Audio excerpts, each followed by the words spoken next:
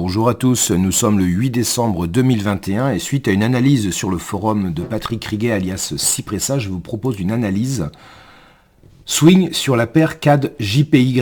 Je vais essayer d'aller relativement vite. Je démarre par l'annuel où on voit que les prix ont effectué une très belle hausse cette année mais butent sous la Tenkan. J'ai également matérialisé ce niveau de plat Tenkan annuel. Donc une hausse mais actuellement sous la Tenkan qui fait bien son rôle de résistance. En mensuel, que voyons-nous? En mensuel, j'ai tracé deux ranges. Un très grand range, comme vous pouvez le voir, que j'avais matérialisé entre 103, 104 et 73, mais également un deuxième petit range. Et c'est celui-ci qui va actuellement m'intéresser. Je dois avouer avoir hésité. Lors du tracé de ce range, je m'étais dit peut-être que je pourrais le tracer comme ça. Il a été cassé à la hausse. C'est une possibilité. Vous voyez, il a été cassé. On avait fait un repli. On était reparti. Mais ce niveau de plat Kijun mensuel, si on regarde longtemps en arrière, c'est le niveau 93 pour arrondir, est un niveau très costaud parce qu'on voit qu'il a été travaillé en 2010, il avait fait résistance magnifique, il avait repoussé les prix à la baisse, les prix sont revenus le travailler en 2013, ont eu de la peine mais finalement l'ont cassé, il est alors devenu, vous voyez, support, cassé mais reparti à la hausse, resupport en 2014, même chose en 2015 pour finalement céder en mi-2015, devenir résistance et repousser les prix loin vers le bas. Les prix sont à nouveau au contact de ce niveau. Voilà pourquoi, même si mon range est un petit peu erroné dans mon tracé, je dirais que ce niveau est un niveau de résistance important. Factuellement, qu'avons-nous vu? Nous avons vu une belle hausse là sur l'année 2020-2021, repli, et on est arrivé sous cette zone de résistance. Et le mois dernier, nous n'avons pas vu un vrai champ de retournement baissier. Nous avons vu une belle pénétrante rouge qui est venue s'arrêter pile poil sur la SSB mensuelle. On peut noter que le Chikou aura traversé à la hausse comme à la baisse sa Kijun sans vraiment forcer, contrairement, vous voyez, quelques mois plus tôt, en début d'année, avril-mai 2020, où la résistance avait joué son rôle. Là, ce que je vois, c'est que si effectivement nous sommes sous résistance et en haut d'un range, on pourrait envisager, compte tenu du surachat, un repli vers la zone d'équilibre que je situerais aux alentours des 84-85 et pourquoi pas la Kijun qui est elle-même un peu plus bas. Actuellement, on voit que les prix bloquent sur ce support. Ce n'est pas une évidence que ça baisse. Ce n'est pas du tout une évidence. Je suis relativement neutre pour le moment. On voit la Tenkan mensuelle ici qui s'oriente et qui est au contact des prix. L'idée même serait donc plutôt un repli, donc une reprise du yen par rapport au dollar canadien, mais ce n'est pas encore confirmé. Nous sommes le 8 décembre, la bougie en cours n'a aucune validité pour le moment.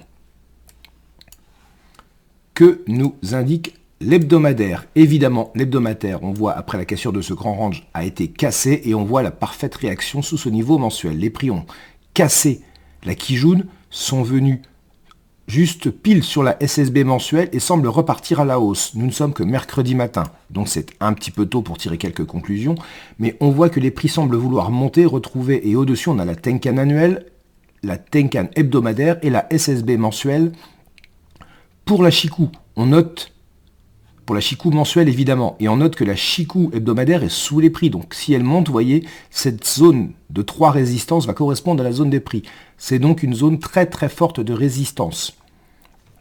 Techniquement, il est impossible d'acheter sous celle-ci. Si elle cède, en revanche, c'est autre chose. Pour le moment, nous sommes en dessous, donc je n'envisage pas de plan acheteur. En daily, c'est assez intéressant, parce que là, les choses s'éclaircissent. Comme vous pouvez le voir, j'ai tracé un range. On a un twist Kumo, on a un premier contact bas, un deuxième contact bas. La borne haute correspond au niveau mensuel qui a repoussé les prix que j'ai évoqués. La borne basse, on retrouve la SSB mensuelle, mais également une SSB, ce plat SSB daily. On voit que les prix en ce début de semaine ont fortement monté et sont arrivés pile au contact de la Kijun daily. Et juste au-dessus, qu'est-ce qu'on retrouve justement? On retrouve la Tenkan annuelle, la Tenkan hebdo, la fameuse SSB mensuelle pour Chikou. Bref, entre cette SSB et la Kijun daily, énormément de résistance très forte. Impossible d'acheter sous toutes ces résistances. Cette zone constitue la zone d'équilibre du range daily, donc on n'achète pas en dessous. Si on regarde uniquement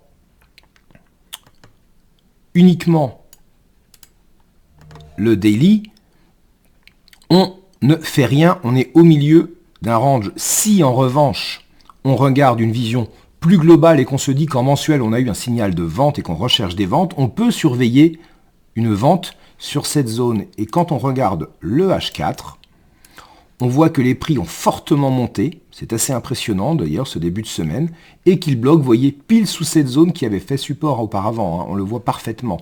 Et les chandeliers semblent nous indiquer cette baisse. Pour le moment, alors après attention, ils sont au contact d'une SSB, on n'a pas encore eu de twist Kumo, même si on voit que la baisse énorme ici fait que la SSB va fortement baisser, et peut-être même dans 2 minutes déjà, elle va continuer à baisser. Et j'envisage un possible range H4 avec une borne haute là, à peu près où nous sommes, sous cette Kijun Daily. C'est une possibilité, c'est une anticipation pour le moment, c'est beaucoup trop tôt pour en tirer quelques conclusions. Factuellement, ce que je vois, c'est que nous sommes sous une zone de résistance nombreuse multitemporelle. Nous avons eu un signal, une pénétrante, donc un signal potentiellement baissier en mensuel.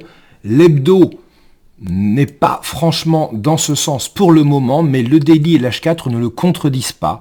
Donc oui, vendre ici et maintenant, c'est une prise de risque, mais ce ne serait pas totalement aberrant. Si en revanche, on attend la cassure de ce niveau, donc du bas du range daily, je dirais pourquoi pas ce niveau, pourquoi pas continuer la vente. Je pense que en fait là, nous sommes dans la partie basse du range daily, ce qui pourrait constituer ce possible range H4 que j'ai évoqué tout à l'heure. Voilà, très bonne journée à vous, au revoir.